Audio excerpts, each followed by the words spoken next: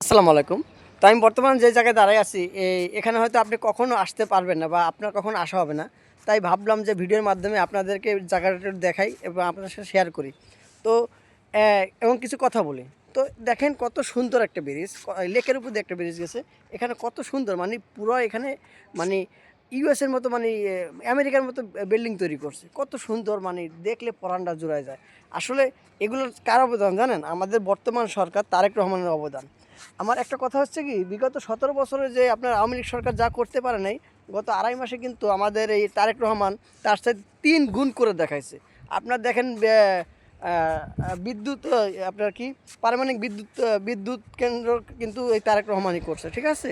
এই আড়াই মাসের মধ্যে করে দেখাইছে। কিন্তু গত ১৭ বছর যা করতে পারে নাই, এই যে দেখেন এই বিল্ডিংগুলো কিন্তু সব তারেক রহমান করছে এবং এই আড়াই মাস ৩ মাসের মধ্যেই সব করা সম্ভব হয়েছে। এগুলো কিন্তু এখন সব মানে সব রানিং চলতেছে এখন, ঠিক আছে? দেখেন কত সুন্দর মানে দেখলে পরাণ আর জুড়ে যায়।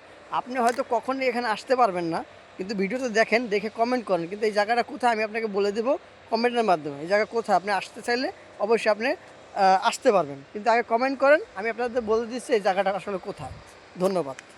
আর একটা কথা, কারো সমালোচনা করার আগে অবশ্যই ভেবেচিন্তে করবেন, ঠিক আছে? ওকে।